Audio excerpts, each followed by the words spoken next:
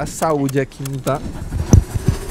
Chegou a conta aí, $23 mil por uma intoxicação alimentar que eu fiquei 2 horas no médico. Desafio de vir para os Estados Unidos. As coisas estão ficando cada vez mais difíceis, porque até eu, com visto, era um abuso. Hoje em dia, agora com o Trump, o negócio... Como é morar nos Estados Unidos? O país das oportunidades, do sonho americano. Mas será que a vida por aqui é realmente melhor do que no Brasil? O que muda na escola, na faculdade, na saúde? O custo de vida compensa? Onde é melhor morar? Essas são algumas das perguntas que todo mundo faz pra gente, já que eu moro aqui há mais de 9 anos e a Rafa, minha namorada, há 13. Então hoje, em uma conversa na cama com a Rafa, a gente falou sobre todos esses pontos de uma forma sincera, contando sobre as grandes diferenças entre morar no Brasil e nos Estados Unidos, porque a vida aqui tem muito mais do que mostram os filmes e os vlogs. Então hoje você vai conhecer o backstage do sonho americano que nunca te falaram. Qual é o seu sentimento comparado ao que você tinha de sentimento na escola no Brasil? Aqui a gente tinha liberdade. Os 3 primeiros meses são 40 milhões de estudantes endividados no país. Nosso filho. Você acha que ele vai estudar a vida inteira aqui nos Estados Unidos?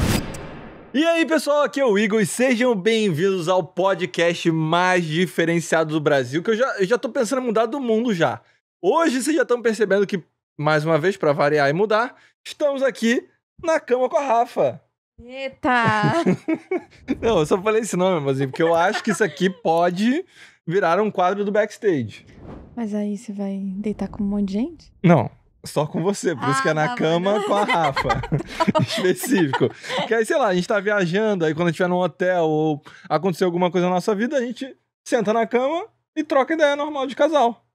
Gostei. O que você acha? No mundo todo, cada dia. A gente pode fazer um episódio em cada país do mundo? Tá bem, estamos viajando do mundo assim desse jeito? Um dia. Quem sabe, quem sabe. Mas bom, eu decidi hoje a gente falar aqui sobre uma brisa que acho que todo mundo pergunta pra gente, por isso que eu falei, acho que a gente conversando a gente consegue se entender, porque tem coisas aí no futuro que a gente precisa entender. Spoiler. E ajudar as pessoas que têm essas dúvidas, que é a diferença dos Estados Unidos e Brasil. O que você sente? Eu saí dos Estados... Não, eu saí do Brasil quando eu tinha 13 anos, né? Tá. Então, eu sinto que o que eu conheço do Brasil é algo totalmente diferente do que eu conheço hoje, né? Quando a gente viaja pra lá, passa um tempo. Então, assim, o que eu vivia lá era algo tão preso, tão limitado, que eu não tenho... não é que eu não tenho boas memórias, mas assim, era muito limitado. Sim. Era mais com família mesmo, era infância. Mas só pra dar um contexto pra galera, você veio pra cá com 13 anos e quantos anos levou pra você poder visitar lá de volta? 8. 8. Então você chegou aqui com 13... em 2013 e aí eu só fui em 2021. Ou seja, com 22 anos. 22 anos, que aí você visitou de volta o Brasil pra entender como é que tava. E aí foram, tipo, 3 dias em São Paulo, 3 dias no Rio e voltei. Então, assim, agora eu tô começando a curtir um pouco mais a cidade de São Paulo em si, de uma forma que eu nunca tinha curtido antes da vida. Sim. Então, como aqui tem muita coisa pra gente comparar, que as pessoas vão perguntando de escola, faculdade, vida social, trabalho, visto, vamos na cronologia, que é o que você lembra e você tem até mais embasamento que eu, que é a escola. Quero entender, tipo assim, eu tenho a minha experiência que foi de intercâmbio de 6 meses, mas você tem de, tipo, vir pra cá com 13 e começar a fazer escola aqui. O que é o seu primeiro impacto que você teve de chegar aqui nos Estados Unidos e começar a fazer escola americana? O primeiro de tudo, o inglês, né? Você não é sabia. que eu não sabia inglês, mas assim, sabe quando você faz curso de...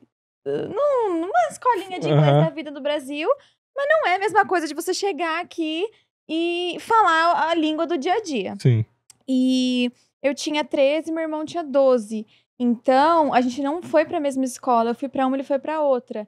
E aí foi... Eu tava morrendo de medo, eu era super ansiosa, assim, pra coisas novas. E já era um negócio que daria ansiedade normal. Mas eu, sendo uma criança ainda mais ansiosa, porra, foi foda. E aí, tipo, eu tive que me virar. Aí eu cheguei lá na escola com o meu inglês, que era bom. Assim...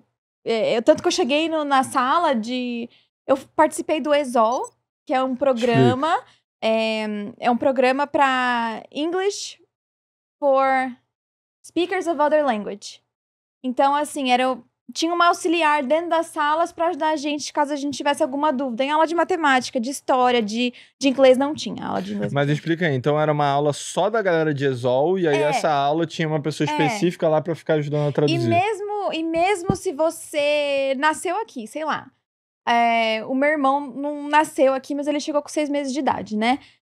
ele, na época, ele também entrou nesse programa até que a escola entendesse que ele tinha o inglês suficiente para ele lidar com outras crianças americanas. Ele precisava de um suporte. A escola sempre oferece esse suporte sabendo que você fala uma outra língua dentro de casa. Entendi. Se inglês não é sua língua primária dentro de casa, eles vão te colocar nesse programa. Entendi. E o choque de proporção da escola era muito maior do que você viveu? Era enorme. Eu tava perdida e era uma sala... Você tinha que ir de uma sala pra outra. E eu cheguei... assim... Tinha 2 meses que tinha começado as aulas já. Então eu falei, puta, merda ao quadrado. Porque todo mundo já se turmou.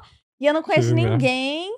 E eu vou ter que me virar. Eu era uma pessoa sociável, assim, né? Mas eu falei, que bosta. Aí eu cheguei na escola cedinho. Fui lá pra counselor escolher minhas aulas. E aí eu lembro que ela falou assim, você pode escolher qual lanche você quer. O lanche A ou o lanche B. Aí eu falei, não, eu quero o lanche que já foi. Tipo assim, eu não quero almoçar hoje porque eu vou ficar sozinha e eu não quero. Aí eu meio que não comi naquele dia, eu acho que foi isso. Eu não lembro direito.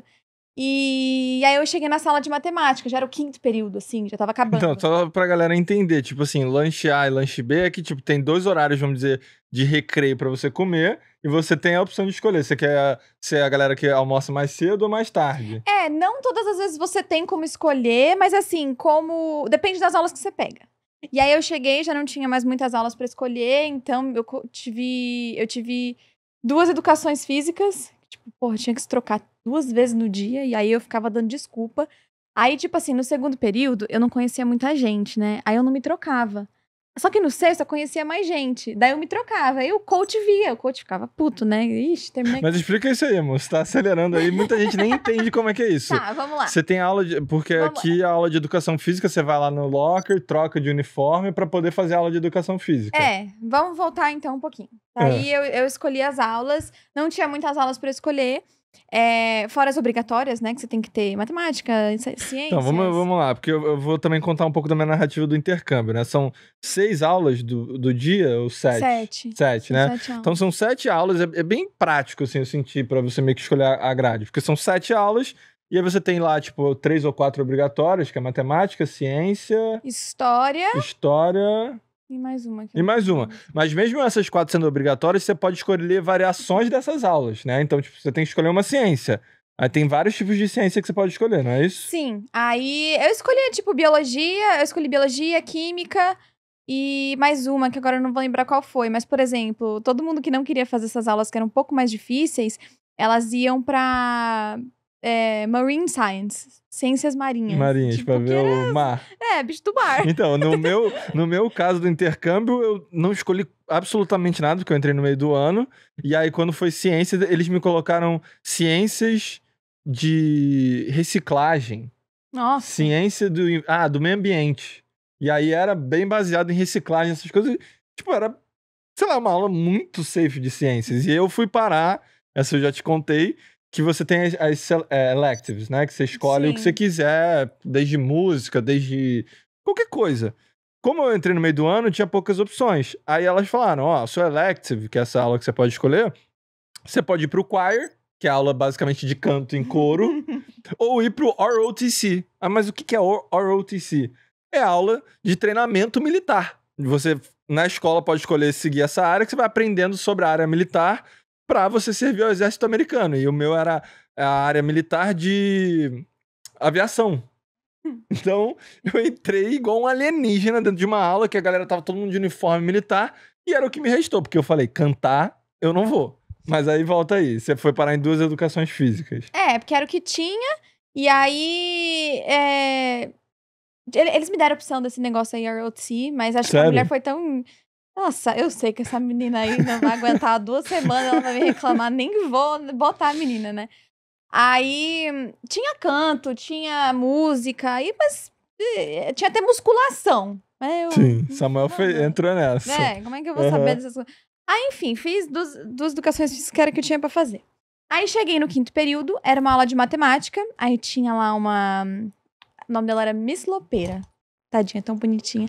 Era mexicana e ela ficava em pé na aula, uma senhorinha, e ela ficava ajudando todo mundo que não falava inglês, né? Então, o quem falava espanhol era muito mais fácil, mas quem falava português também se arriscava no espanhol pra conseguir comunicar.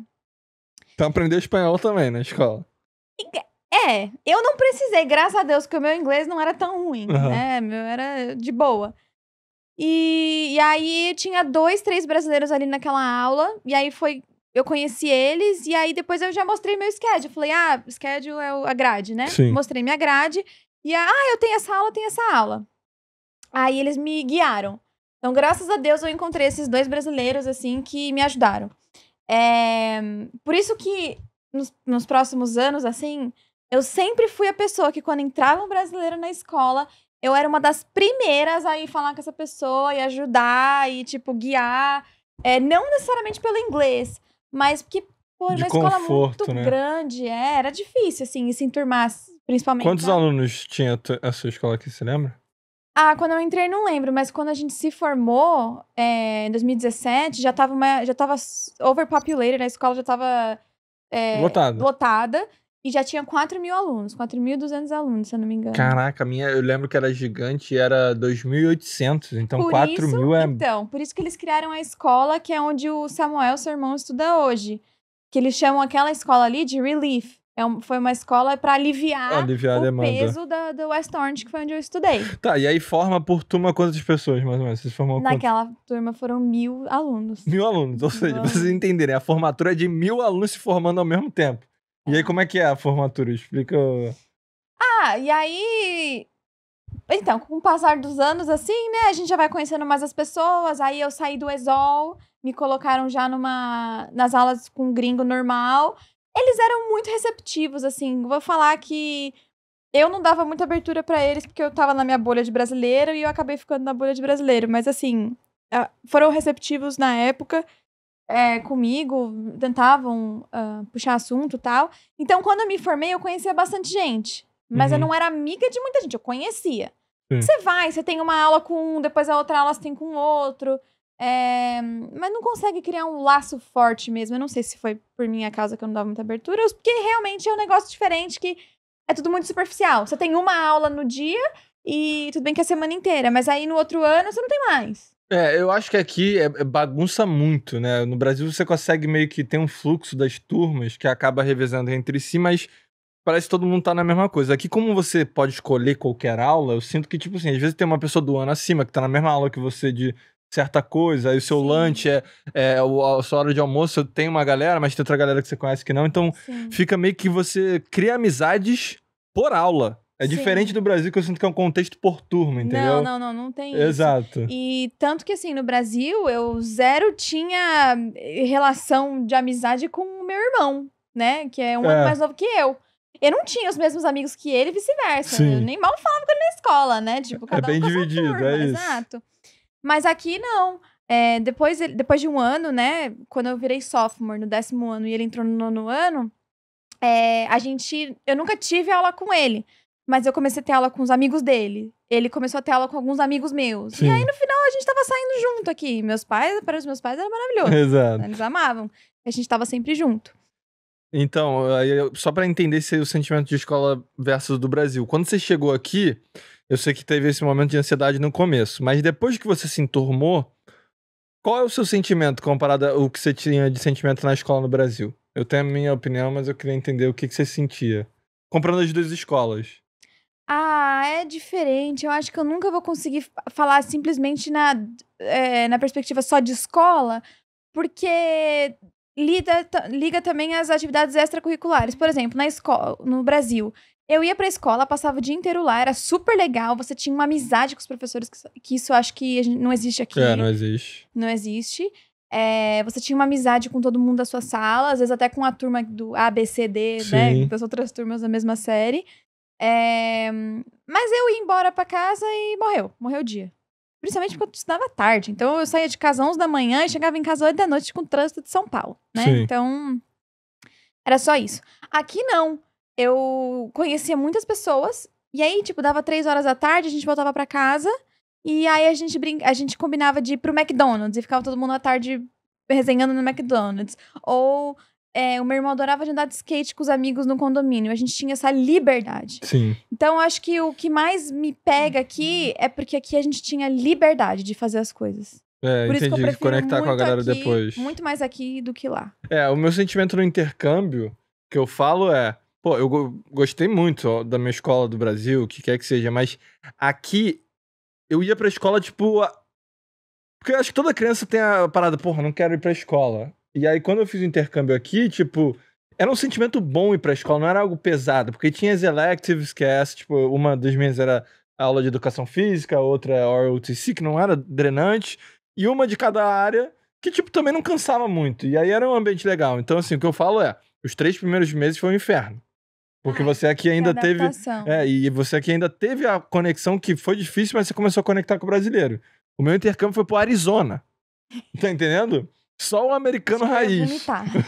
Exato. E aí era cringe pra caramba, a hora do almoço, que não tinha ninguém pra sentar comigo pra comer. Aí...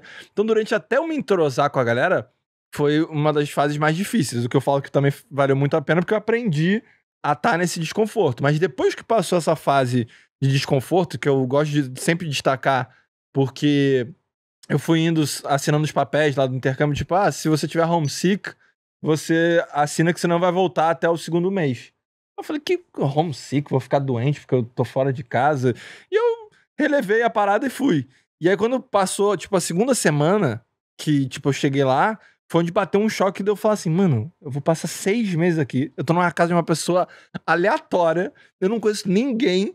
Aí começou a bater o desespero, eu quero voltar, tipo, no meu subconsciente, eu em nenhum momento voltei a falar. E aí eu entendi o que era esse homesick. Então eu sempre destaco isso, porque eu falo pra todo mundo, vale a pena ir, tem que ir se tiver a oportunidade, porque abre a sua mente e acelera seu amadurecimento de uma forma surreal, só que esteja preparado que não vai ser fácil, primeiro 1, 2, até o 3º mês de você começar a criar uma vida naquilo ali, entendeu? Então, mas em resumo é isso, eu sentia que ir pra escola aqui era uma parada não tão pesada quanto era ir pra escola no Brasil. O termo de... Porque também é fácil. Isso que eu queria entrar. É muito fácil. É muito fácil. Mas você que tem que... E aí você tem que ser muito pé no chão e ser centrado do que você quer pra tua vida no futuro. Porque aqui, você que tem que ir atrás do que é difícil. Então, por exemplo, você chega lá na escola, que não foi o meu caso. Eu cheguei aqui no high school, eu só fiz high school. High school é o ensino médio, pra galera entender. É o ensino médio. Eu só fiz high school e... Tá bom a água, hein? Tá bom. Então tá bom. Pô, eu tenho TDAH e vocês percebem que o seu que tem muita câmera pra onde eu olho. A sua é essa aqui. Se você quiser falar com a galera, você olha pra lá. Ah, tá. É porque eu tava olhando pra você. Daí você foi tomar água, eu falei, cara, pra onde eu olho aqui? É uma conversa, mas vai. Da aula. E aí, então assim, eu cheguei aqui... álgebra, né? Que eu lembro que foi minha primeira aula de matemática, por exemplo. Cara, era um negócio muito tosco, que eu já sabia. Então, eu nunca precisei estudar. E de verdade, eu nunca tive que sentar em casa e estudar. Meu Deus, que matéria difícil. Mas também, eu me arrependo muito de, naquela época, não ter mais conhecimento de pegar aulas mais difíceis. Honors, ou um AP. Se você tem uma aula AP, que é Advanced Placement... Você passa na aula e aí você passa na prova. No final dessa aula, do ano inteiro, você faz a aula, tem as provas normais. No final do ano, tem uma prova que eu acho que é tipo federal, assim. Ela, tipo... serve pra todas as faculdades. Standard. Ela é standard. E você tem que passar. Se você tira um score, acho que acima de 3 ou 4, sei lá, você passa e aí você tem esse crédito pra faculdade. Exato. Você já adianta as aulas da faculdade na escola. E de graça, porque a escola é pública, entendeu? E faculdade não. Então, eu me arrependo nessa época de não ter buscado esses caminhos, mas também eu não me culpo. Eu acho que eu tiro muito essa culpa porque... vocês estavam aprendendo aqui também. Eu tava lidando já com uma nova rotina, no novo país, era muita coisa para se adaptar, tinha essa questão de tipo assim, eu vou ficar nos Estados Unidos, eu não vou por conta de visto, né, de faculdade, como vai ser. Na época, meus pais... Eu sabia que meus pais não tinham condição de pagar a faculdade pra mim, então eu falei, eu nem sei o que vai dar. Nem sei. Então essa é a maneira, a análise, assim, pra galera entender das escolas, é que aqui, cara, tem uma autonomia muito grande da pessoa. Então você pode ir pra linha de, tipo, cara, só vou passar e vou viver aqui e curtir, ou você pode realmente ralar pra caramba e ter um valor maior do que esse do Brasil, no sentido que você já tá fazendo escola contando crédito pra faculdade, que isso é uma parada também que você adianta a vida. O Samuel é um que hoje escolheu tudo já pensando que ele quer passar nessas provas e tal, pra entrar na faculdade e já tira um bando de coisa da reta. Não, e aí o que você também pode fazer na escola, quando você tá no junior year, eu acho, ou no sophomore, não tenho certeza, acho que você tem que ter 16 pra cima. Você pode fazer dual enrollment, então você pode estudar na escola e à tarde você vai pra faculdade pra você fazer uns cursos, umas aulas ali, né, uns courses, e você também tira isso da sua grade de quando você entrar na faculdade. Sim. De graça. Entendeu? Isso que vale falar, né? A gente falou todo esse contexto comprando as escolas, e a gente tá falando de um lado que, tipo, a gente teve o privilégio no Brasil de... Você também, né? Escola privada. Sim. Exato. E aqui a gente tá comparando a escola privada com a escola pública e já falando dessa diferença. Sim, a gente nem tem um lugar de falar, nem sei, assim, muito bem o contexto do Brasil, mas fico imaginando comparar a escola pública do Brasil com a daqui. Não tem. E em termos de estrutura, do que te oferece, de como é o modelo daqui.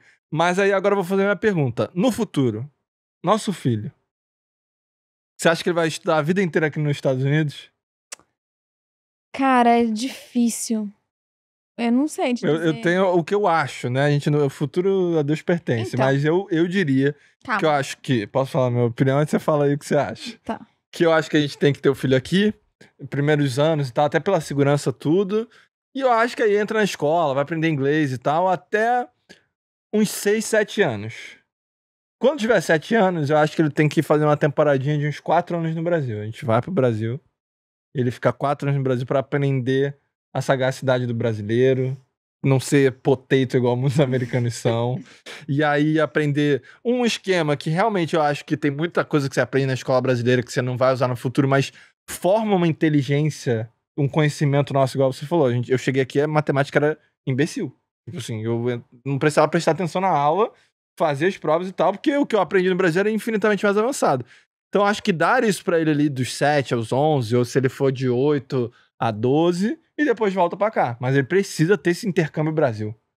Você não acha que ele viver aqui e crescer só nesse sistema americano não fica um negócio meio bot programado?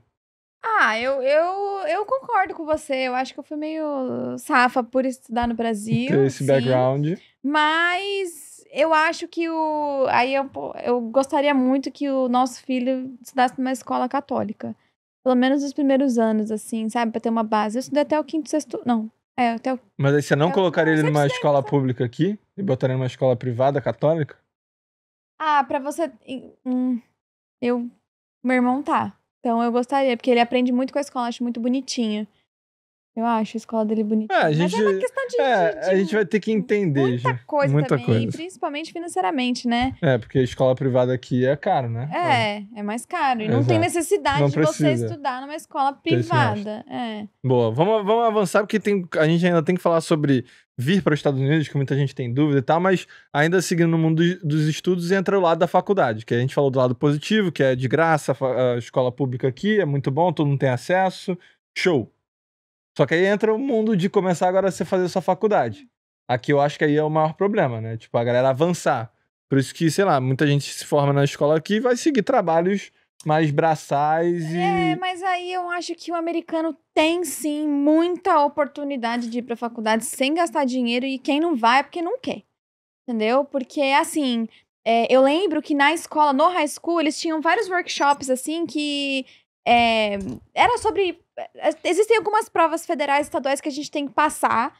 Uma pra poder se graduar do high school e outras que as faculdades pedem. E aí, dependendo do seu score, você entra na faculdade. Você passa na faculdade. Todo mundo faz.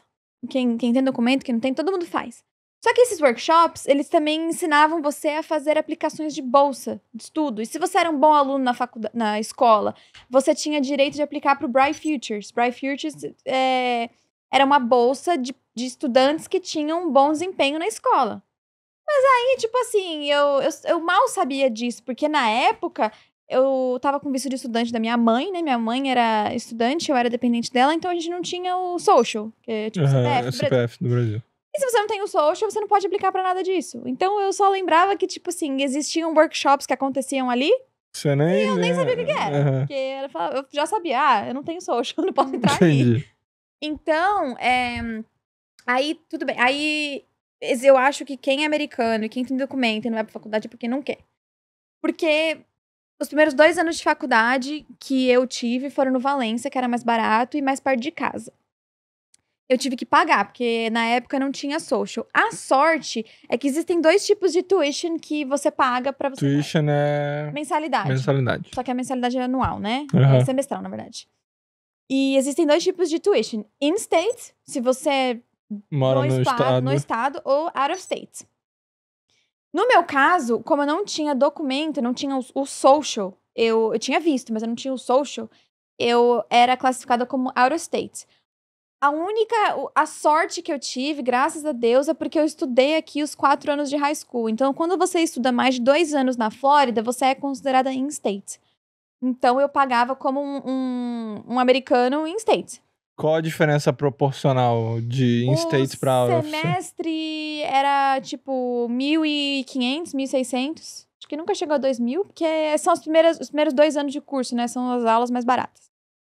E pra quem é out of state, era tipo 6, 7 mil. Ou seja, são 6 vezes o valor pra quem não é do estado. Exato. Então, principalmente quando você é um aluno internacional que veio fora do país ou tá fora do estado, é só pra vocês entenderem que é 6 vezes mais caro do que alguém do estado tá estudando naquela faculdade. Era esse valor. Absurdo. Aí. E aí, as coisas melhoraram um pouco pros meus pais. Eles conseguiram pagar o Valência pra mim. Só conseguiram também porque na época era... o in-state, então a gente conseguia parcelar em 4 vezes e... Enfim, isso, valor, e né? vale destacar que quando você tá falando do Valência, ele é uma coisa que se chama College Station, não é isso? É um college. É um... Que você basicamente, ela é mais barata do que a maioria das faculdades, e aí você consegue usar a sua grade do que você fizer nos 2 primeiros anos dela pra se transferir pra uma outra pra uma faculdade que, sei lá, seja maior, tem mais nome, pra você se formar com o diploma naquela faculdade final. Até porque o Valência tem alguns cursos completos, mas eles nem tinham o meu curso completo. Então... Eu falei College Station, você nem me corrigiu, é Community College. Isso é College Station, é a cidade que eu fui ver o jogo do Brasil. Eu falei, College Station, é Community College, né? Community College, é exato. Isso. E aí, o foda, que aí volta um pouco, que a gente até falou no outro podcast. A gente não tem todas as aulas no high school. E aí é onde você tem que ser safo de você escolher as aulas que você precisa pra faculdade. Porque depois você vai precisar e você vai ter que pagar por esses créditos. Então, por exemplo, eu tive que fazer inglês de novo, eu tive que fazer redação, eu tive que fazer matemática, trigonometria. Mano, na faculdade eu tive que fazer trigonometria. Eu tive que fazer química, eu tive que fazer química orgânica, que todo mundo faz isso, por exemplo, no Brasil, no high school, né? No ensino médio. Então, esses 2 primeiros anos de Valência foi pra fazer isso. O básico, que nem entrou ao certo na tua formação. Não entrava. Era pra fazer o General Studies. Era Estudos gerais. Estudos gerais. Era isso. Eu não tô traduzindo porque vem aquele... Vem, só que eu tô pensando o quanto agora o time de edição deve estar pistola com você. Que cada palavra que você vai falando, caraca, tá subindo. Tá subindo. O que você puder ajudar ele, você vai traduzindo aí. Sorry, guys. Vai. E aí, eu fiz os 2 anos no Valência, meu pai conseguiu pagar, e aí nesse meio tempo eu consegui o green card, né? Consegui o documento. E aí eu falei, não, vou correr agora pra aplicar pra minha bolsa. Cara, e aí eu apliquei pra bolsa, na época eu não trabalhava, né? Então eu tinha uma renda de $0. Então eu tinha que mostrar lá imposto de renda, tal, não sei o que. Mandei imposto de renda, que eu não tava trabalhando. E eles falaram, então tá bom, você tá eligible, você tá apta a receber o valor total da bolsa, que era de $7.500 anual. O meu curso na UCF, aí eu transferi pra UCF, que é a maior universidade daqui da Central Florida, né? Eu transferi pra lá. E o meu semestre, o tuition era tipo de $2.600. Quando eram umas aulas que tinha muito laboratório, muita coisa, assim, $3.000. Então, eles dividiam isso em 2, né? Então, ficava, acho que 4.000 pouquinho, 3.700, quase 4.000 pra cada termo, pra cada semestre. O que sobrava, eu recebia de volta na conta. Muito então, louco assim, isso. a UCF eu não paguei 1 centavo. Ainda ganhou, vamos dizer assim. Ganhava de volta, sobrava. Exato. E aí, assim, teve semestre que eu queria estudar no summer. Porque aqui, semestre não são 6 meses, né? Eles falam semestre, mas são quase 4, 5 meses. Então, eu estudava no spring, que é primavera. Eu estudava no fall, que é outono, e eu estudava no summer. Eu fazia esses 3 termos. Então, quando eles viam que eu tava estudando no summer também, eles desembolsavam mais 3.500. Então, a minha bolsa tava sendo de quase uns $1.000. Caraca. Entendeu? E foi sempre de graça. Eu estudei na UCF. E você diz que então você teve esse apoio porque você foi uma boa aluna, é isso? O que... Não, isso aí é um direito... de renda. Né, o direito de todo americano. Então, porque o meu ponto, o que eu acho, eu entendi o seu discurso, de falar que acho que a galera que é americana, que é daqui, só não estuda ou não consegue porque não vai atrás, ok. Mas tem muita gente, quer dizer, eu pesquisei antes da gente fazer esse podcast, 70% dos estudantes americanos tem uma dívida de faculdade a ser paga. Mas aí também são esses americanos que querem morar nas faculdades. Você tem que fazer o que cabe no teu bolso. Nunca foi um sonho meu morar na faculdade, viver aquela vida louca lá e tal, porque eu acho que isso esse sonho começa quando você tá saindo do high school e quando você vê que as suas amigas estão querendo ir também pra esse mesmo lugar, eu acho. E ninguém tava indo. Então eu falei, vou fazer o meu e tal. Eu acho que poucas amigas... Eu fazia faculdade com a Malu. O Valência, a gente ia juntos pra faculdade. Ela me buscava, porque eu demorei pra dirigir. Inclusive, eu ainda fiz a coitada sign-up, se inscrever pra uma aula 8h30 no sábado. E a gente era da época que saía pra caramba, tal, antes de conhecer vocês. E, a gente já foi virada pra aula, a gente ia de maquiagem da balada, a gente era retardada. E... Então, assim, acho que... Calma aí, quando eu te conheci, você já tava no Valência? Já. Eu comecei o Valência eu me formei em maio de 2017. Eu comecei o Valência em setembro de 2017. A gente se conheceu em dezembro. Caraca. Aí a gente se conheceu em dezembro. Aí, janeiro, fevereiro... Aí eu já era amiga do Lucas. Lembra que a gente saiu com o Lucas esses dias, inclusive. E aí ele falou, cara, é muito louco, porque eu comecei a escutar do Vitor sem conhecer o Vitor. E ele foi uma das únicas pessoas desse ciclo. E era da faculdade. E aí, enfim, por não ter essas amigas que estavam querendo ir pra fora, então acho que eu também nunca tive essa vontade. Entendi. Que é as casas de fraternidade, as festas. Tipo assim, não que é o que a galera vê no filme. E não é algo que eu olho pra trás e falo, nossa, eu teria sido muito feliz se eu tivesse ido. Não tem. Mas aí o que você tá dizendo então é que isso encarece essa experiência com certeza, porque você tem o custo de dorm, que é o dormitório. Certeza. E assim, a faculdade em si, eles, vamos lá, anualmente eles desembolsavam comigo $11.000. E aí caía na minha conta. Não caía na minha conta, caía na minha conta da faculdade. Aí o resto ia pra minha conta pessoal. Eu pagava tudo que eu tinha que pagar, livro e tal, e aí sobrava lá uns $700, $800, era pra mim. Só que também, além disso, eles dão outras opções pra você. Você pode aceitar isso aí, que você não tem que pagar de volta, isso é um grant, isso é dado. Só que você também pode aceitar um empréstimo. Você quer aceitar um empréstimo de mais $10.000? E aí, a pessoa tá vendo ali $10.000 e tem 2 tipos de empréstimo, que eu acho que um que é com juros mais baixos, outros juros fixos, outro que não acumula juros até você se graduar, um negócio assim. E óbvio, $10.000 na conta ali, vou pegar, consigo pagar meu apartamento pra eu morar lá, viver minha vida louca, depois eu pago. Então, por isso que muita gente tem debt. Você acha que é uma cabeça já da galera de, tipo, abraçar esses empréstimos todos e aí eles vão se endividando? Eu acho. Porque, tipo, 70% é altíssimo e são 40 milhões de estudantes endividados no país. Ou seja, é 11%, chega a quase 12% da população americana é endividada por causa dos estudos. Mas aí também é algo cultural. Eles têm esse negócio, se formou da escola...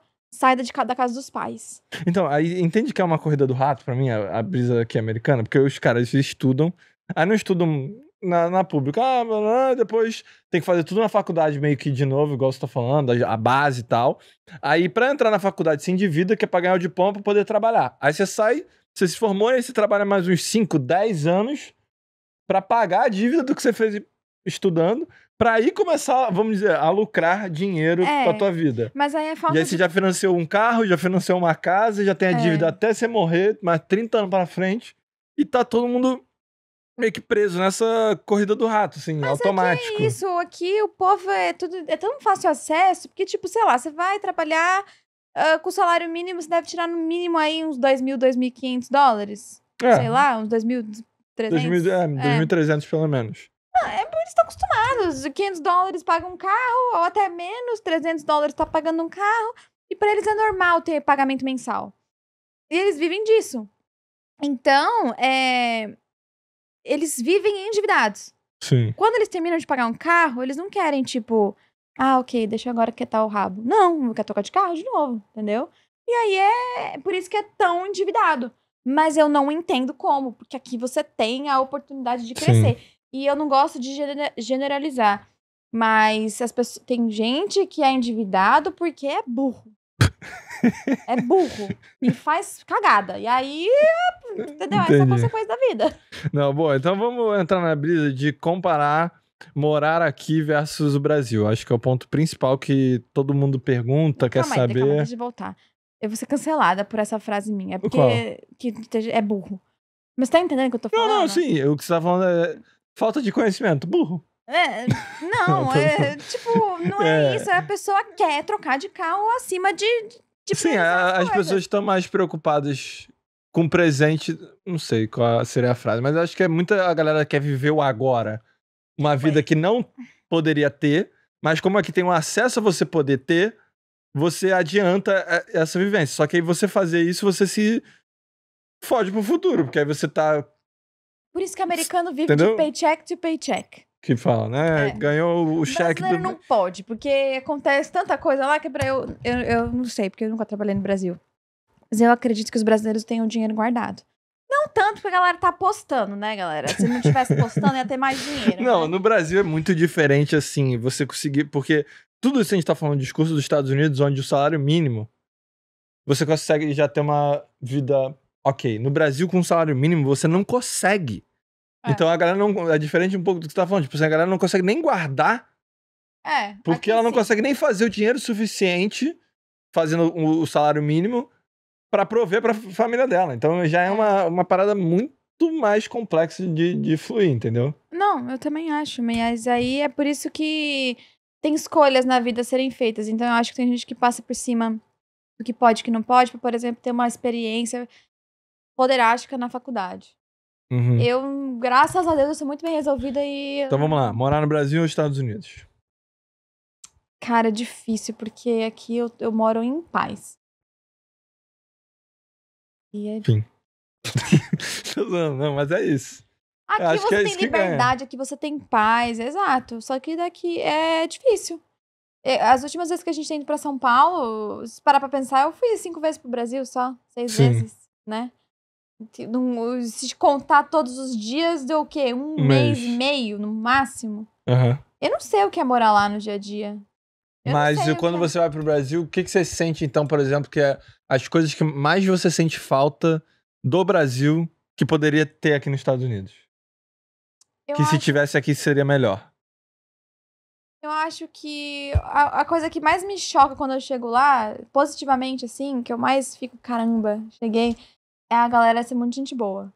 É a socialização do povo brasileiro. Do povo. Eu até me tornei uma pessoa super fria e reservada. Aqui, né? Eu no meu quadrado, você aí no seu, sem muito, né, toque físico, assim. Não nós dois, né? Então o povo vai achar que é nós dois. Alguém da rua. Porque aqui é assim. É a cultura. Então quando eu chego lá, eu fico, caramba, o povo é muito gente boa. Falo com gente da fila, do mercado, etc. Aqui é cada um por si. Até pra galera entender o que a Rafa tá falando, assim, de frieza. Se acontece um acidente na rua, hoje aqui, o cara se ferrou no chão.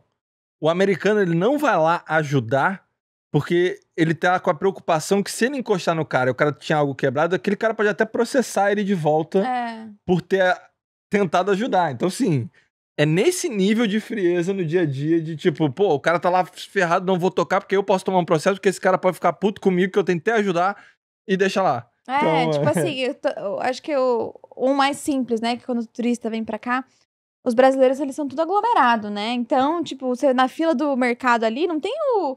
Acho que depois do Covid deve ter melhorado um pouquinho, né? Dos 6 metros, 2 metros, sei lá, de distância. Mas, tipo assim, é tudo um muito perto do outro. Aqui, se você tá atrás de um americano muito perto dele, ele vai olhar pra trás, vai achar ruim na fila de parque, fila de mercado. E então, assim... Aqui eles prezam muito pelo espaço próprio, pessoal deles. Personal space, eles falam muito essa palavra. Exatamente. Exato, mas então o primeiro impacto que você tem maior é isso. Realmente a energia é drasticamente diferente do povo brasileiro quanto a nossa. Eu acho E aí entra pra mim, segundo, fortíssimo, comida. Mas aí... Vai, fala. Então, esse é o problema de eu falar pra você assim... Ah, lá a gente tem acesso a muita comida. A gente só tem acesso, graças a Deus, porque a gente ganha em dólar e a gente vai pro Brasil e a gente gasta com uma pessoa que gasta em dólar, né? Sim. Gasta real. Então a gente tem um puta privilégio de comer em lugares bons lá. Eu vou falar por mim. Eu ficava no céu quando meus pais me levavam pra sair, porque era muito Sim. pouco a gente saía pra comer no Brasil. Sim, eu concordo 100% com o que você falou, mas você não concorda que até a comida raiz, que seja um PF do Brasil, que você vai pagar barato ali, é melhor do que o PF daqui, que não tem o PF, mais próximo seria um Chipotle, entendeu? A própria comida caseira... Não, entendeu? Então, aí eu vou discordar de você, porque eu moro com os meus pais ainda e eu tenho comida em casa todo dia. Mas você sente que, mesmo ela fazendo fresquinha aqui, o acesso às comidas que ela tem é o fresquinho do Brasil, não é? Não, tô falando que minha mamãe tá falando que não, calma, agora vai me complicar pra cacete. Eu quero dizer assim, não. Existe uma dificuldade, igual você tá falando que tem o privilégio financeiro, tipo assim, se você for no Walmart aqui pra fazer as compras do mês, pra você cozinhar em casa a comida brasileira, no sentido, a comida fresquinha, não é, você sente que tudo é meio artificial. Sim, mas aqui a gente chegou num nível que é tanto brasileiro, que a gente tem de tudo. Tem o mercado brasileiro. Então tem um mercadinho brasileiro 5 minutos daqui com comida em quilo pra você pegar lá o tanto que você quer. Aí realmente sai caro. Sim. Porque um pratinho ali que você vai fazer é mais de $20. Sim. Eu acho caro. Caro pra cacete. Mas por quê? Porque você pensa, é R$120. Exato, não dá, também. Não dá também pra pensar isso. Eu sei, mas é pra galera do Brasil entender a diferença proporcional. Quando a gente vai pra lá, parece que a gente tá pagando nem ir no McDonald's. No McDonald's eu gasto mais do que às vezes um restaurante bom lá que a gente comeu, entendeu? Mas então, é por isso que eu só não uso esse argumento, porque a gente, graças a Deus, ganha em dólar. Mas, por exemplo, se eu fosse morar lá no Brasil, eu tava lascada. Sim. Porque eu não ia mais ganhar em dólar. A gente volta, então, nesse papo de morar no Brasil ou não, mas eu acho que aí é importante falar pra muita gente que quer vir pros Estados Unidos, né? E a gente tá falando de uma percepção onde a gente tá ganhando em dólar e tá falando como tudo é muito barato e tal, mas, e ainda mais com dólar a 6, existe um dos maiores problemas que a gente vê, que é a galera que vem do Brasil com caixa em real, né, fez dinheiro lá ou vai ganhar uma renda por mês lá, e vem pra cá achando que vai morar porque é barato pra caramba. E quando chega aqui existe um impacto de tipo, o valor do aluguel não é barato. No Brasil é bem mais barato o aluguel do que aqui. E comida... em geral, o custo de vida aqui é mais caro. As coisas estão... Realmente, as coisas mudaram muito. Mas eu vou falar de quando a gente chegou aqui. E... eu nem vou falar muito assim, porque essa história não é minha, é mais do meu pai, né? Uhum. Mas assim, quando a gente chegou aqui, eu lembro que o aluguel de onde a gente morava era $1.100. Aqui em Windermere. Né? Que pra galera entender é uma área boa de Orlando. É uma área boa. Era uma área muito boa de se morar, principalmente por conta da escola. Meu pai não sabia, meu pai jamais escolheu. Não, talvez naquela época que vocês estavam aqui ainda não era boa, né? Tipo, vamos dizer assim, tava emergindo. Tipo, o Windermere era ainda... sempre foi uma área muito boa aqui, sim. Entendi. Mas meu pai jamais estava indo por uma área que é mais nobre, porque ele... Não, porque ele só sabia que era por causa da escola que a gente tinha que ir. Uhum. Tanto que ele achou esse apartamento aí, na época era 1.100, e as coisas eram mais fáceis, mas ele vivia, assim, muito apertado, né? Mas aí pagava lá os 1.100 de aluguel. Aí, ele tinha o dinheiro que ele... tinha as coisas do Brasil, trouxe pra cá, ele guardava muito esse dinheiro e comprou um carro. Comprou um carro simples. Outro esse ponto. É o problema. Quando chega aqui, você nos Estados Unidos, sem o social... Você não, esse mundo bonito de financiar as coisas não existe. Não existe. Então você tem que pagar à vista. As coisas. Então já é a primeira barreira pra galera começar a calcular, porque as pessoas começam a achar que vai vir pra cá que é tudo bonito. Sim, só que daí aí é quando a gente via a diferença. Quando eu cheguei na escola, porra, todo mundo que estudava comigo morava numa casona e tinha um carrão. Por quê? A galera ainda assim, o dólar tava, na época, tava... 3 e pouco? Não tava nem 3, tava 2 e pouco. Sério? Vocês chegaram aqui quando era 2,80? Tava 2 e pouco, porque foi em 2013. Em 2013 tava 2 e pouco. Então a galera vinha e queria comprar um carro de $50 mil, que era um carrão, era R$100 mil, um carro normal no Brasil. Então a galera vinha, pegava esses R$100 mil e investia num carrão. Meu pai não. Meu pai pegou uma minivan super antiguinha, tal. Ele foi bem conservador nesse aspecto, porque ele sabia que ele tinha pouco dinheiro até a gente ele veio também, né? Tem que sustentar uma família, tem que fazer essa porra dar certo aqui. Sim. Então eu tenho que ir com calma. Então tem os dois mundos também. Tem a galera que vem na calma e tem a galera que vem e torra tudo. Uhum. E aí é onde você tem que tomar cuidado. As coisas mudaram muito daquele tempo pra cá. Hoje o aluguel tá caro. Você tem mais oportunidade de financiamento, coisa que na época você não tinha. Mas aí com juros altos pra caramba. E o custo de vida aqui tá alto, né? As coisas do mercado estão caras. A gasolina tá cara. Vamos fazer então o seguinte. Eu sempre faço o gráfico pizza da renda do convidado. No nosso episódio de hoje, a ideia é tipo assim, não precisa ser o gráfico pizza. Vamos tentar estipular um custo de vida básico hoje em Orlando, que não é a mais barata do mundo, porque não é a cidade no meio do Texas, do Arizona, que vai ser baratinho, mas não é a mais cara, porque não é Nova York, Califórnia, Miami e tal. Então aqui pra galera entender, tem algum estado do Brasil que você... Não sei, não dá pra comparar, mas aqui é um lugar relativamente barato. Não, tô falando Orlando. Pra galera ter um contexto de tipo... Orlando não é um lugar caro pra se viver, mas também não é o baratinho. Não, mas é um lugar média. É tipo Belo Horizonte, talvez eu diria. Não é São Paulo, que São Paulo eu diria que é tipo Miami ou Nova York. E Rio eu diria que é... Califórnia. Não, Califórnia é caro, bagaralho. Mas Rio também é caro, Rio não é barato. É? É. Então tá bom. Então é isso. Acho que Belo Horizonte talvez fica bom a relação. Então é isso. Então a gente vai fazer toda essa conta agora que a gente vai fazer. É baseado em Orlando, que é como se fosse um Belo Horizonte do Brasil. Então pra começar, e aí vamos pensar num casal, né? Sem família, pra ficar simples. Mais ou menos, amor, também, porque essas áreas novas tá em Lake Nona, Winter Park, é caro pra caramba aqui. É que aqui são várias Não, o básico pra galera morar. Tá. Vamos lá. Veio o casal pra cá, a gente vai alugar um apartamento. Menos 2 mil. Não, consegue por 1.800 hoje? Ainda não. Consegue, em algum canto ali consegue. Então vamos lá. Mas um apartamento novinho e tal, acho que uns 2 quartos, talvez, 2 mil. Tá, mas não vamos no luxo, vamos no base. No safe. Tá, os apartamentos aqui é 50 metros, né? Ou até menos. Apertado, tá. Mas tudo bem. $1.800 pra um casal morar. Beleza. Ele vai ter que... Você falou que hoje dá já pra alguém vir parcelar carro? Vai ter um financiamento de carro aí de uns $400. $400. Então, 1.800... No final vai ter essa soma. A gente não vai fazer a soma aqui, galera. A gente tem que saber o valor pra falar. Então vamos lá. 1.800 mais 400, rápido. 400. Não. Vamos ter essa matemática boa. Tá, 2.200. Não, vai ter essa matemática boa. 2.200. 1.800 mais... 2.200. 2.200, já estamos, beleza. Mais gasolina, mais 200, 2.600. Calma, mas vamos racionalizando aqui pra galera, senão... Então, mais 200 de gasolina no mês? 50 por semana. Então $2.400. Tá, o que mais falta? Comida. O que você acha que é o mercado pra um casal no mês? Eu tenho esse privilégio de não saber ainda, porque graças a Deus eu moro com os meus pais. Mas eu diria que uns $400. Uns $400 pro casal comer no mês, comer tranquilo. Bem. Desculpa, comer de boa, tranquilo. Assim, é de boa. Exato, a gente sem tá muito quanto? luxo. 2.400? 2.800. 2.800. Seguro de carro. Mais uns $300. Será? Não chega a isso tudo.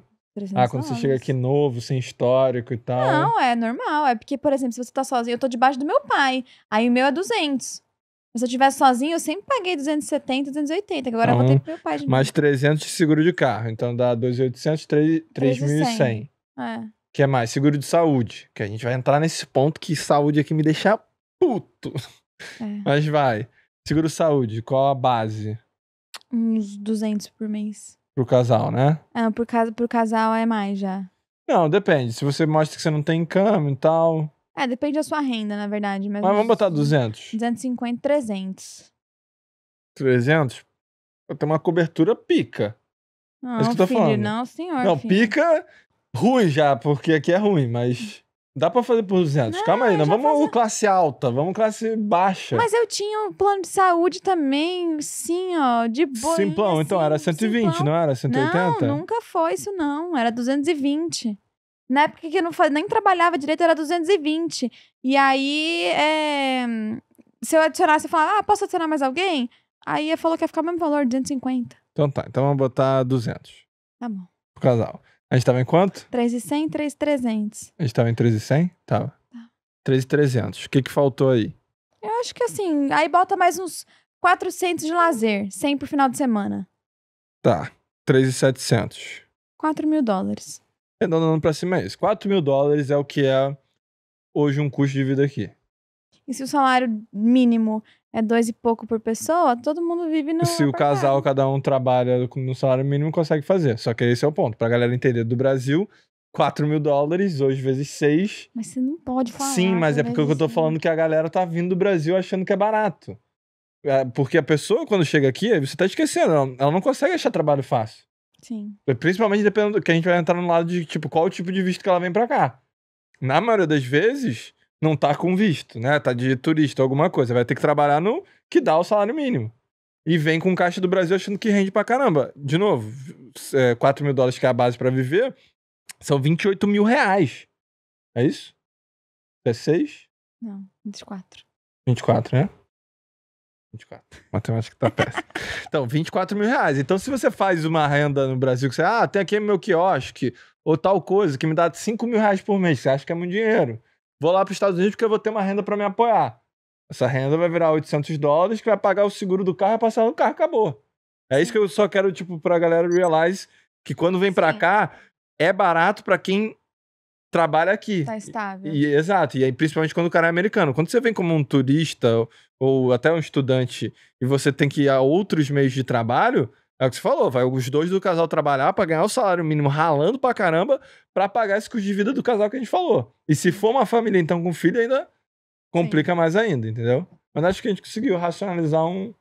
E a galera comenta também aqui, gente. Deve ter gente de Orlando aqui que vai falar que a gente falou que ou o seguro é muito caro, ou que a casa tá barata, que não acha. Então a galera comenta aí também na descrição pra ajudar a galera a ter entendimento. Entendeu? E aí vamos pra essa parte que é o desafio de vir para os Estados Unidos. O que você sente hoje? Tipo, e eu acho que assim, só pra deixar claro, a gente tá trocando ideia aqui, acho que é muito pra esclarecer o que a gente viveu e a galera ter um pouco mais de referência. Não é pra desmotivar ninguém, mas também não é pra vender o sonho que é tudo mil maravilhas, que muita gente acredita que é isso. E é muito louco. É só pra ser honesto. Eu vejo muita gente voltando, assim. Mas eu sempre falo, cara, se você quiser vir, coiote. Melhor forma. Isso. É pelo meme, galera. Calma, não vai achar Não, tô brincando. Tem que vir de alguma forma legalizada, não dá pra ficar... Hoje em dia, agora com o Trump, o negócio... eu acho que... Tipo, já tinha deportação na época do Biden, mas agora o negócio tem gente comentando, não sei como tá rolando, mas até blitz, né? Tipo, polícia perguntando status e tal. Eu acho que as coisas vão ficar sempre mais difíceis. Minha mãe foi pro hospital umas 2 semanas atrás, e aí tinha lá um questionário que ela teve que preencher, e tava perguntando qual era o status migratório dela. Então é muito arriscado você estar aqui na Flórida. Existem alguns outros estados que têm proteção contra ilegal. City, né? Tem o nome. E aí você pode, nesses lugares, fazer driver's license, né? Pode fazer carteira. RG, essas coisas. Mas aqui na Flórida não é um estado que pode. Las Vegas é um. Nova York eu acho que é outro. Não, acho que Nova York não. Maryland é outro. A gente coloca aqui, vai aparecer quais são os Angels. Que você pode ir até esse lugar e pedir uma driver's license. Só que é uma driver's license daquele estado, não necessariamente é daqui, e daqui você nunca vai conseguir. E as coisas estão ficando cada vez mais difíceis, porque até eu, com visto, era um saco, um porre ficar indo lá. Todo ano eu tinha que renovar a porcaria da minha carteira. E aí, tinha vezes que eu ia pra lá, eu renovava, e eles falaram que tinham que confirmar a minha papelada, que não era suficiente. Então, eles mandavam pra Tallahassee, a capital da Flórida, pra que eles pudessem verificar e depois mandar o meu documento. Né? Minha driver's license, que ia durar 1 ano. Então, eu tenho uma coleção. Mostra pra todo mundo, tem uma coleção. As fotos todas. As últimas, eu ia nem ia arrumada. Eu falava, vixe, eu sei que essa aí não vai imprimir, vou ter que tirar outra foto. Eu ia, de qualquer jeito. Aí, óbvio, imprimiram a foto que eu tava de qualquer jeito, né? De qualquer jeito. Enfim. Mas aí, assim, voltando pro ponto, tem que vir de alguma forma regular. Não dá. Tá, vamos explicar pra galera o que são os contextos hoje, né? Hoje tem o clássico turista. A pessoa vem de turista aqui. Fica 6 meses. Fica aqui 6 meses e depois tá ilegal. Aí o que tem um caminho é que às vezes pedem extensão de visto pra tentar ganhar mais tempo, demora pra ser essa resposta, então normalmente ela não sai enquanto você já passou do tempo, né? Tipo, você só vai ter a resposta, depois você tá ilegal. Você aí, já tá ilegal. Se passou 5 meses, aí você vai descobrir se, beleza, 5 meses eu tava de boa ou 5 meses já tô na merda. Ilegal. Então tem esse o clássico, que aí é o que a gente tá falando que é o mais complexo, né? Porque passa esse tempo, você tá ilegal aqui, você não consegue acessar vários pontos, de tirar carteira, onde você trabalha e tal.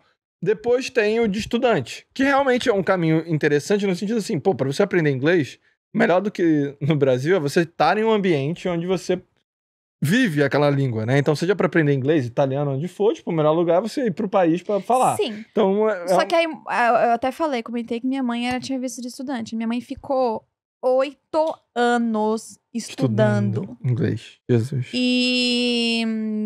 coitada, eu tiro o chapéu pra ela. Porque, porra, era um negócio sofrido. E ela, tipo... Tinha o Lucas, que tinha 6 meses. 8 anos estudando é loucura. Porque todo mundo que a gente conhece fica 2, 3 anos e fala que não aguenta mais, que já não cansou de médico pedir atestado só pra não precisar ir na porcaria da aula. Então, assim, minha mãe, ela estudou tanto que chegou no limite que ela não podia mais estar na escola, na escolinha de inglês. Porque ela já chegou, ela também falava inglês bem, né? E de aprender mesmo sozinha. Isso foi muito safo. Minha mãe é muito inteligente. Ela aprendeu sozinha e ela já chegou no curso numa aula mais avançada. Então ela teve menos tempo ainda. Ela ficou o máximo que ela podia, aí trocou pra outra escola, ficou mais um pouco, aí, tipo, ela teve que fazer faculdade. Aí voltando lá pra Valência, ela fazia Valência comigo. Né? Sim. Só que a coitada pagava os 6.300 e eu pagava os 1.500. Porque ela era out of state. Sim. Internacional. Caraca. E aí, assim, tem que ter dinheiro, porque você tem que mostrar que você tem como se bancar aqui nos Estados Unidos. Então, aí já começa a virar um caminho que, graças a Deus, vocês deram certo, mas a galera que tá pensando aqui, tipo, se ela não fez dinheiro até lá, tipo, ou ela vai ter que sair ou ela vai entrar no mesmo loop e ficar legal. Porque você tem que custear o curso e tal. Então, mas esse é o segundo caminho que a maior parte faz, né? Vem pra cá de estudante. Só que acaba, né? Acaba. Aí a galera tem que voltar. Não, mas a galera tá sempre nesse período onde a galera tá meio que dando a vida pra achar um caminho de ficar legal. Sim. Só que o que eu analisei, e esse é o segundo caminho, e aí o terceiro caminho é você ganhar o green card ou um visto de trabalho de alguma forma. Resumo da ópera, todos esses caminhos, né, se você tiver o tempo, obviamente, às vezes no Brasil tá uma situação tão crítica que você quer vir pra cá logo, mas todas seriam melhor se fosse feito do Brasil. Né? Tipo, sim, antes de vir para os Estados Unidos, você buscar um visto hoje em dia não, já faz um tempo que tem um de habilidade especial, que é quando você prova que Mas aí é difícil também. É porque você tem que investir em um advogado. Tem, e é caro, é custoso, é time consuming, é de tirar o sono, porque é um negócio complicado. Não é fácil nenhum, porque o outro também que seria o mais prático, então, que tem menos custo, é o de trabalho. Só que pra alguém conhecer alguém aqui que vai contratar, palavra, que cara. vai manter... E aí, tipo assim, volta o como você confia naquela pessoa que ela vai fazer isso por você.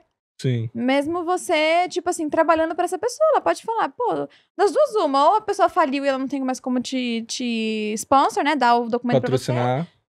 Ou ela fala, não vou gastar dinheiro com ele, arrumo outro que não precisa desse tanto de papelada e manda você embora. Então, é complexo. E esses muitos anos que a gente passou aqui, foi muita coisa acontecendo, porque não foi fácil você se legalizar. Com o Biden, as coisas ficaram mais fáceis. Sim. Não sei se foi com o Biden ou se foi com o Trump. Começou com o Trump, né? Era no finalzinho da presidência do Trump.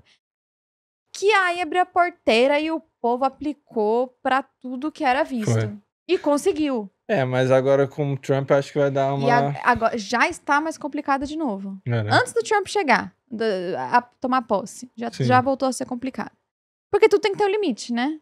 Sim. Tipo assim, eu acho que despirocou tanto, abriu tanto, que aí acho que agora eles estão tentando botar mais restrições. Não sei o que vai dar.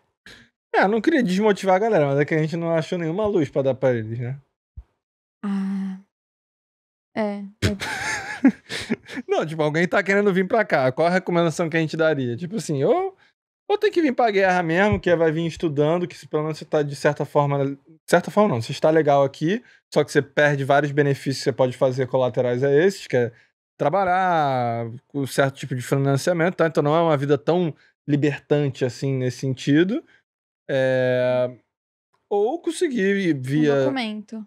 Via uma empresa ou pessoalmente através de você, alguma forma desse documento. Sim. E aí, esse da habilidade especial eu comento porque eu acho que assim, ele é uma lógica muito boa. Muita gente tem talentos extraordinários no Brasil e às vezes não sabem que esse visto eles dão para aquelas pessoas que eles definem como top 1% daquela sua área. Acho que essa é habilidade extraordinária. Extraordinárias. Então, só que essa área pode ser qualquer coisa. Como a gente já ouviu história de, tipo, uma pessoa que tinha uma técnica específica de limpeza de casa. E ela conseguiu visto através disso. Sim. Como um fotógrafo. Como o meu próprio pai, que foi através de restauração de carro.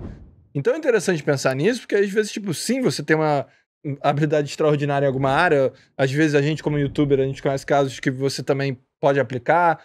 Você fez algo extraordinário, às vezes você busca um caminho, alguém quer te patrocinar, apoiar essa sua jornada financeiramente para você contratar um advogado, sei lá, qualquer coisa.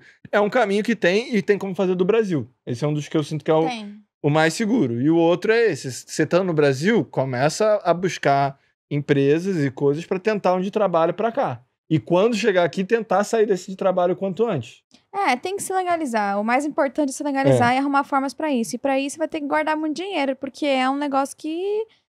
Você mudar de vida, hoje em dia, você tem que gastar muito dinheiro, né? Sim. Porque aí é a oportunidade da vida que a galera tem de mudar, né? Então, por exemplo, assim, cara, as coisas não estão dando certo no Brasil, tô vendo que não tem perspectiva de nada bom acontecer. Então é isso. Chegou a hora, eu vou me mudar. Tudo tem um preço. Sim. E aí esse é um preço caro, mas que, assim, eu acho que vale muito a pena vir para os Estados Unidos. Né? Agora, não é que eu não quero desmotivar, que fala, não, fica aí no Brasil. Não. Quem tiver a oportunidade e o dinheiro, principalmente, para conseguir pagar algum processo assim, tem que vir. Principalmente família, que aí eu vou voltar agora na questão de morar Brasil versus Estados Unidos. Porque hoje, na nossa idade, tirando o fator segurança, eu acredito que o Brasil seja melhor. Então, mas aí, vamos lá. Eu tinha alguns amigos aqui que até voltaram pro Brasil já. E tinha uma amiga minha que, cara, ela tinha uma vida muito boa aqui nos Estados Unidos. Os pais tinham muito dinheiro, assim. E no Brasil também tem uma vida hoje muito boa. Quem tem uma vida muito boa no Brasil, aí eu falo, não vem. Se você já tem uma vida estável no Brasil e muito boa, aí eu acho que a pessoa vai se frustrar aqui. Aqui é sozinho, aqui se você vier sozinho ainda com seu marido, né, tipo, você tem que entender que essa é a sua nova família e é isso. Porque você fica longe do mundo, você perde coisas especiais. E, cara, eu, por exemplo, perdi muita coisa, né? Sim. Eu saí de lá com 13 anos, hoje eu tô com 25, vou fazer 26. Então, assim, eu perdi muita coisa. Eu enfraqueci alguns laços porque a gente tá muito tempo fora. Sim. Isso é normal da vida. Mas aí, por outro lado, também, eu fortifiquei o laço de família muito. Porque a gente passou por coisa aqui só nós, entendeu? E é isso. Então, se uma pessoa é muito ligada com a tia, com o primo, com o papagaio, com a tartaruga, aí realmente tem que ficar no Brasil. Você falou muito bem. Eu acho que perfeito, na verdade. E aí, isso tudo é relevando o lado da segurança. Porque se entrar sempre na segurança é fatal. Tipo, aqui, até no Brasil, você tendo uma condição média pra boa, qualquer que seja, você lá tá muito bem. Só que ainda assim você não tem segurança. Você sai com carro. São Paulo, Rio de Janeiro. Mas aí você vai pro interior, Alphaville, vai pra sei lá, pra uma outra cidade que é mais de boa, assim. Cara, a pessoa tem que ficar no Brasil. Se a pessoa tem um carro blindado, se a pessoa tem uma casona, mora num condomínio fechado, tem piscina, ela tem muito dinheiro pra sustentar essa qualidade de vida. Então, é melhor ficar no Brasil. Porque aqui ela vai downgrade. Quando você quando você é classe A, talvez lá no Brasil, você chega aqui nos Estados Unidos e downgrade. Com certeza. Né? Tipo, é o inverso do Principalmente se a pessoa não vai dolarizar a renda. O patrimônio. Não patrimônio. Tipo, o mensal. Sim, tipo assim, a estrutura toda. Porque se ela tem casa alugando no Brasil, tudo, ela tá ganhando em real. Dentro da economia brasileira. Ela vai sofrer aqui. Mas eu concordo. Porque o que eu ia falar é que eu sinto isso. Eu sinto que hoje, na nossa idade, ter os filhos e construir a nossa família, agora, para crescimento pessoal, de cabeça, de relacionamento, que as pessoas no Brasil são mais receptivas, de fazer caixa, isso tudo, considerando que a gente tá fazendo nosso ganho em dólar, a gente acostumou com dólar. Pra mim, nosso movimento agora, Brasil, mesmo que seja 1 ano, 2 anos, é positivo. 1 ano, tá bom. É que por enquanto só eu tô indo. Né? Eu espero que você possa ir também. Pra lá. É que seu pai vai estar assistindo esse podcast agora. Ele tá lá embaixo. Ou será que ele tá aqui na porta? Não. Ele vai abrir a Porque porta. esse é o ponto principal. Porque realmente, pra todo pai, a maior preocupação na minha concepção é a segurança dos filhos. Com E certeza. ir pro Brasil, pra mim, depois de morar anos aqui nos Estados Unidos, é um tipo assim, um grito de tipo, estamos indo pro risco, uhul! É, Entendeu? Então eu acho que é complicado realmente a percepção assim, mas tirando lá da segurança, pra mim o crescimento pessoal nosso, de conexão com as pessoas, de escutar novas visões de vidas e tal, aqui é o que você falou, é a gente. Você fica numa bolha que, pô, são 3, 4 amigos ali, todo mundo meio que tem aquela sua própria cabeça, e você não vai pra uma mesa de bar ali amanhã e vai conhecer o amigo do amigo e vai contar a história de tal coisa e tal. Então, acabou o cenário. acabou o podcast, acabou tudo. Mas então, em resumo, é isso. Eu gostei da sua análise, na real. Se você tem uma condição muito boa no Brasil, realmente não faz sentido vir pra cá. Agora, se você tem uma condição não tão boa no Brasil, é que realmente pode salvar o rumo da sua vida, só que lembrando que você vai chegar aqui e não é fácil. Vai se fuder. Você vai ralar muito, mas você ralando, você consegue o básico da vida, que eu sinto que no Brasil, não. Vou ralar no Brasil às vezes você não vai conseguir o básico, tipo, ter um carro, uma casa pra morar, com segurança, com tranquilidade e tal. Mas aqui, a gente tava até assistindo um podcast, não era um podcast, era um stand-up do Rafinha Bastos. Rafinha Bastos, que aí ele falou, aqui você é obrigado a ter uma vida saudável, né? Porque senão você se ferra no hospital e na saúde geral, assim. Faltou entrar na saúde, que a saúde aqui me dá raiva. Raiva. Tipo assim, caralho, como que é essa estrutura? Tipo, é uma máfia. Literalmente é uma máfia. Então, mas é uma máfia não dos médicos. É da estrutura de convênio. Dos insurances. Porque é absurdo, cara. Vou dar um exemplo agora do meu pai. Meu pai, ele estourou basicamente o tendão de Aquiles. Ele acha. Ainda não sabemos, mas ele acha, né? Pode ser que seja. E ele tava com muita dor, não consegue botar o pé no chão, tal, não sei o quê. Aí ele falou, putz, vou ligar pra um ortopedista aqui pra marcar uma consulta pra gente ver o que consegue fazer uma ressonância, talvez, sei lá. Aí ligou pro ortopedista que ele já tinha passado no ano passado. Aí o cara falou, aí meu pai explicou como é que ele fez isso, né, que foi ele tava empurrando o carro, que basicamente o carro, motor fundido, enfim, histórias, né, dos Estados Unidos, mas ele tava empurrando o carro e aí ele fez tanta força que ele sentiu alguma coisa estranha no pé. Exato. E aí, quando ele explicou isso no telefone, pro recepcionista e tal, eles falaram, então, isso aí é um acidente de carro.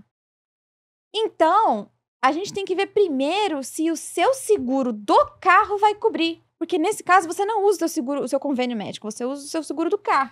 Então, a gente não pode te atender. Basicamente, falou assim pro meu pai. Ai, meu pai, meu Deus do céu. Meu pai paga caro pra ter insurance pros 3, pra ter convênio pros 3.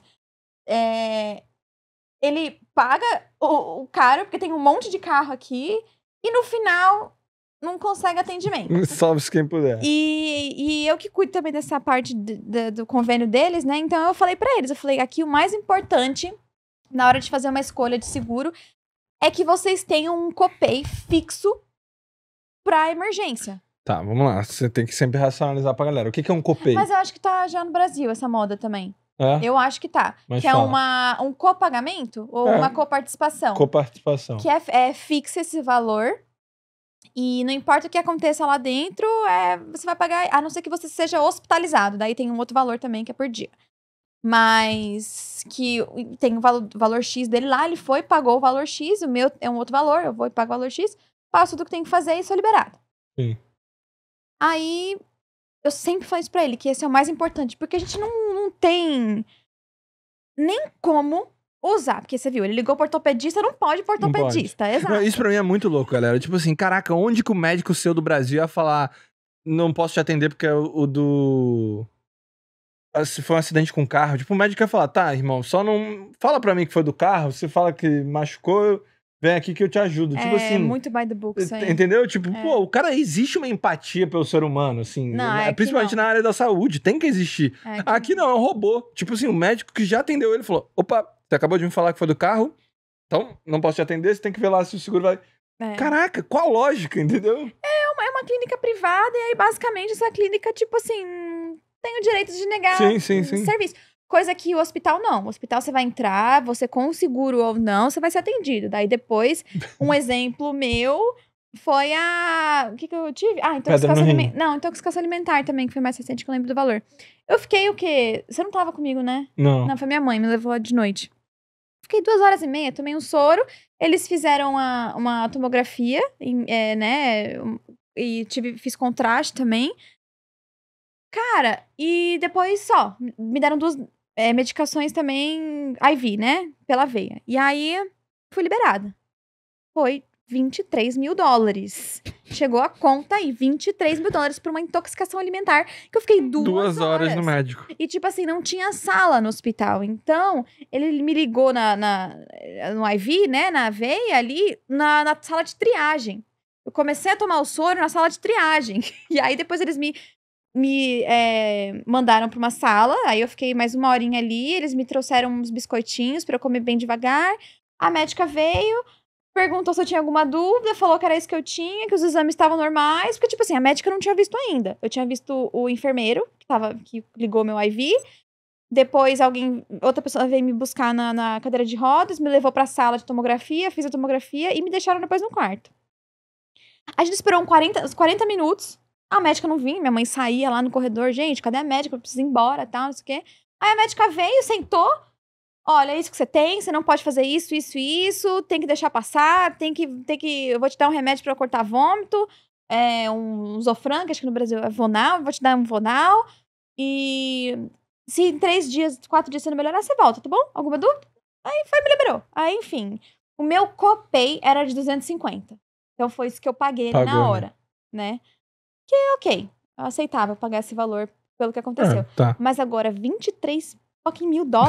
Que se você não tivesse um seguro, você ia ter que pagar. É loucura. Não, é descomunal. Quando a gente vê essas que vem, né, descrita, a gente vai vendo os valores, esse tipo assim, gente, que loucura. E por isso que meio que você é obrigado a ter um convênio, e grande Rafinha Bastos falou, você é obrigado a ter uma vida saudável aqui.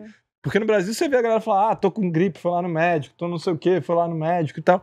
Aqui não, minha mãe também recentemente passou mal em casa, gemendo de dor, cogitando não, ela não foi ao médico. Ela falou, não, eu acho que é isso, eu vou tomar tal remédio. Porque a pessoa aqui tá preocupada com a conta do hospital e tá evitando a qualquer custo ter que parar no hospital. Só que pra saúde isso é péssimo, porque as pessoas, tipo, entendem? É tipo como se fosse um milagre conseguir no médico, fazer um check-up, saber o que você tem, Sim. entendeu? Aí, voltando na história do meu pai, que ele aconteceu alguma coisa com o pai dele que a gente ainda não sabe. Isso foi na sexta-feira. Aí, sábado, ele acordou, ainda tava com muita dor no pé, e falou com alguns amigos dele no Brasil que são médicos, e falou, não vai ter jeito, acho que eu vou ter que ir Minha mãe tava incentivando ele também no hospital, porque pelo menos ia fazer uma ressonância lá. Sim. A máquina tá lá, eles vão fazer a ressonância. Então, vamos lá. Chegou lá, pagou o copay dele, explicou o que tinha acontecido, e aí eles fizeram um raio-x. Não vai pegar e nada. deram uma botinha pra ele. E aí, obviamente, não apontou nada ali na hora. Eles falaram que o meu pai tinha que passar com um especialista. E aí minha mãe falou, mas vocês não podem fazer uma ressonância, por favor? A gente não pode fazer ressonância. Só quem pede ressonância é especialista. Aí eu falei pra minha mãe, então faz o seguinte, pede pra eles um encaminhamento. Porque aqui tudo você precisa de encaminhamento. Sim. Você não pode chegar direto no especialista. Lá. Você tem que passar no seu primário. Foi igual o meu pé também, porque eu não queria fazer um raio-x. Eu sabia que eu não tinha quebrado o osso e era isso. Você falou, não, você tem que pedir lá, vai lá, gasta dinheiro pra ir ser encaminhado. Mas aí eu pedi pra minha mãe, então pede seu encaminhamento que pelo menos você save, né? Você economiza uma viagem.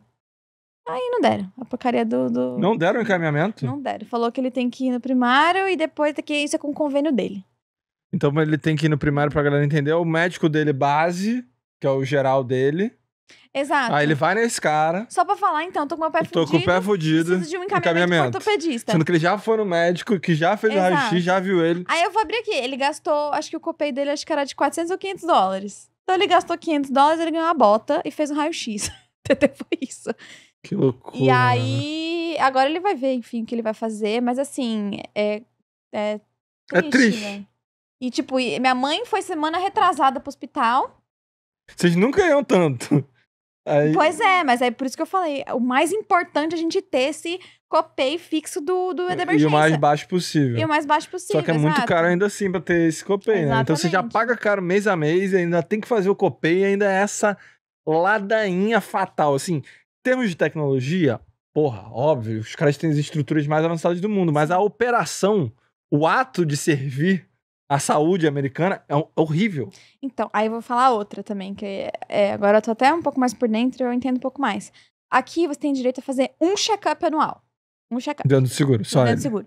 E precisa ser 365 dias de diferença. Então, assim, ano de 2025, né? A gente começou agora. Entendi. Se eu fiz em junho, eu só posso fazer em junho do ano que vem. Exatamente. É que a sorte é que eu, ano passado, não fiz meu check-up. Porque quando eu tentei marcar, falaram que eu não podia, porque não tinha dado um ano. Uhum. Aí, quando eu tento marcar, é 3 meses pra frente. Então, eu fiquei sem. Ainda tem isso. Aí eu não consegui fazer. Aí, enfim, esse ano agora eu posso fazer quando eu quiser. Aí eu faço meu check-up, que daí é onde eu posso pedir um exame de sangue. E olha lá, um exame de sangue bem básico, nada muito complexo. Uhum. Eu falei que eu tava me sentindo muito cansada, talvez poderia ser alguma coisa hormonal, tal. Aí minha médica primária falou, mas eu não posso te pedir esse exame. Só quem pode te pedir esse exame é sua ginecologista. Aí eu fui até minha ginecologista, já tinha feito minha rotina, meu check-up anual. Uhum. Eu fui lá só pra pedir um encaminhamento de exame hormonal. Ela me deu o mais básico possível também. Aí eu fiz o exame e tal, não sei o que, deu tudo normal, ela não pediu mais nada. Ela só falou, você tem que comer melhor, você tem que tomar vitamina D. Eu falei, então tá bom, então... Por isso que o ChatGPT vai ganhar aqui no futuro. Entendeu? E aqui, tipo... é muito limitante. Então, assim, você só vai pro médico por um motivo específico. Então, quando eu marquei com a minha primária, eu fiz meu check-up. Aí eu falo de tudo. Mas também é 20 minutos de consulta. Aí, quando eu quero falar, sei lá, dor no pé, né? Aí você vai no Aí eu vou lá e eu tenho que falar do pé. Se eu falar, putz, mas aí também, eu tô sentindo uma dor abdominal, assim, recentemente. Aí você vai ter que marcar outra consulta pra gente falar da dor abdominal. E eu juro que ela fala isso. Então, tipo Cara, assim... isso é muito louco. Eu tô vivendo nesse mundo agora, eu tô entendendo um pouco mais disso, sabe? Então, são consultas separadas, mas eu não lembro de como era no Brasil. Não é possível, cara, desse jeito. Não, lá assim. tem, tipo assim, óbvio que a galera bate muito e de novo, eu tive o privilégio de nunca usar o serviço do SUS, mas eu sei que você lá no Brasil você consegue ser atendido de graça. Agora que é caótico, é caótico. Sim. Fila de espera, não sei o que, mas no final do dia você vai ser atendido. Não, e isso e tem remédio. Isso das grandes, exato. porque minha avó mora no interior, ela usa o SUS e ela adora. Exato. Entendeu? Então, tipo assim, já começa por aí. Tem uma base que você pode de graça ser atendido, que aqui não tem essa opção. Sim. Não. Isso é muito louco, tipo assim. Ela até tem. Não, você vai ser atendido, mas você vai criar uma dívida. Não, tem alguns lugares que você consegue ser atendido, porque na época, quando eu cheguei aqui, eu fui atendida num lugar, acho que chama Shepherd's Hope, um negócio assim, e eu já fui atendida lá, e lá é de graça. Mas são instituições que oferecem esses serviços, mas assim, não é nada público do governo, não. São instituições de ONGs privadas. Entendi. Entendeu? Agora que o governo vai lá e coloca aí, tá no imposto, usa aí, porque... Exato. Não, aí não tem mesmo, não. Mas e aí o lado da saúde, tipo assim, pra mim no Brasil, aí falando, vamos dizer, talvez classe média alta, a proximidade que você tem com o seu médico é absurda. Tipo assim, você vai... Então, aí, vamos lá, aqui ganha na segurança, mas no lado da saúde é uma merda. A gente não consegue fazer um check-up, fazer acompanhamento, quer ir no dermatologista. Qualquer coisa que no Brasil, tipo, pra quem tem uma condição boa é prático, aqui é inviável. Você tem que ser multimilionário pra conseguir ter um acesso a algo próximo que um classe média no Brasil tem no mundo da saúde, entendeu? Eu nunca fui no endocrinologista aqui, por exemplo. No Brasil, eu lembro que minha mãe me levava todo ano. Não, quer a referência? Eu tô aqui há 8 anos. Eu logo no comecinho... não é referência pra nada. Exato, mas ó, eu logo no comecinho lá na Nigo House 2.0 ferrei meu pulso, fui pro hospital. Agora meu pé foi pro hospital, a vez da sua mudança lá, que eu bati a cabeça, foi pro hospital. Não era hospital. Walk-in clínica. Era uma clínica, porque a gente sabe que a gente não pode ir pro hospital. Pro hospital, exato. Essas 3... E acho que na época que eu estudava inglês também, que não tava... Tinha algum dia que eu precisava não estar lá. Acho que tava com dor de cabeça alguma coisa, eu fui no médico. E eu acho que só. Eu também. Mais nada, tá entendendo? Que, tipo assim, em 8 anos nos Estados Unidos, eu fui 4 vezes no médico. E todas elas foi porque eu tinha algum fator. Nenhuma eu consegui, tipo, vou lá fazer um check-up, vamos ver aqui tal coisa. Então, tipo assim... E o povo do Brasil aproveita, né? Porque vai e fala, toma aí um atestado de gastroenterite. Comeu um monte de doce no dia anterior, aí falou que tá com gastroenterite aqui não tem essa mordomia, não. Aqui não tem, não. Exato. Não, então é isso. Não vamos também só falar da tristeza. Acho que a gente entrou em todos as pontas que tem de vir para os Estados Unidos. Não faltou nada. Falamos de saúde, falamos da escola, falamos da faculdade, falamos de como é vir pra cá trabalhar, custo de vida. Última coisa. Um parto aqui nos Estados Unidos. Verdade. Eu tava até falando com meus pais esses dias. Eu acho que meus pais, eles preferem que eu tenha no Brasil também. Sério? Tipo assim, eles estavam até conversando assim, porque pela experiência que minha mãe teve, ela nunca teve aqui, claro. Mas ela mesmo, ela preferiu ter o Lucas no Brasil e depois vir pra cá, porque ela tinha medo. E eu acho que aqui, cara, eles te... E eu não tenho conhecimento pra falar ainda, sabe? Eu acho que é muito mais profundo esse assunto, principalmente pra quem tá ou nessa área, né, de obstétrica e ginecologia, ou porque realmente tá grávida, né? Que não é o meu caso. Mas assim, eu acho que eles empurram muito pro parto normal aqui. Tem muitos benefícios, sinto que malefícios. Só pode primeiro ser até... Mas eles vão no limite do limite do limite aqui. E aí acontece várias coisas. Tem várias intercorrências que eu já escutei que eu fico, meu Deus, que loucura, velho. Que loucura. No Brasil horas e horas tentando fazer o parto normal pra no limite mudar pra cesárea. Intercorrências outras assim que são até mais sérias, mas eu não... São histórias de outras pessoas, não vou contar. Que eu fico, mano, chocada, assim. Eu acho que eu prefiro ter no Brasil. Dá mais segurança, né? Mais segurança, total. Tem um conforto, uma experiência melhor. E se eu não teria aqui, eu acho que eu não teria filho aqui. Né? Só pra matar a saúde. Aí foi isso. Bom, então que bom. Primeiro, a gente já fez o do jantando lá, que era o nosso de namoro. Que foi uma vergonha aquele começo. Eu falei, você corta esse começo, porque todo mundo fala até hoje pra mim, eu assisti o podcast de vocês, que lindo e tal. Você viu aquela ridiculeza que aconteceu. Pra quem não tá entendendo, foi quando eu comecei o episódio falando que a gente tinha que fazer o pedido. O pedido, que era do jantar. O que eu falei hoje pra você? Você não vai me pedir hoje em casamento, não, né? Se você quisesse me pedir em casamento hoje, você não vai me pedir no podcast nunca Fica mais. Tranquilo, não vai acontecer no podcast. Então tá bom. Bom, e aí, quem sabe a gente mantém esse quadro aqui, porque se a galera gostar e tal, acho que vai ser sempre uma resenha de você, independente de onde a gente estiver no mundo, com um tema, né? Relacionado à nossa vida, alguma coisa. Agora, porque estou indo pro Brasil em abril, né? Já tô meio que oficializando ele vai passar uns dias lá, que ele vai viajar. Como assim? Você só vai dar um pulinho lá. Não vou me mudar não, né? Tô brincando, ele vai se mudar. Não, e a Rafa também, eu espero que daqui um tempo esteja lá comigo também. Eu vou.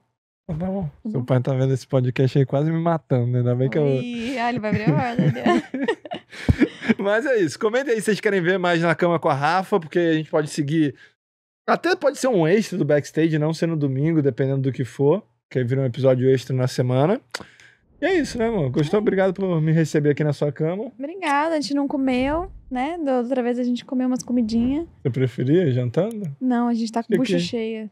A gente comeu muito. Então é isso, galera. A gente vai ficando por aqui. Se inscreve no canal e comenta o próximo convidado. Valeu!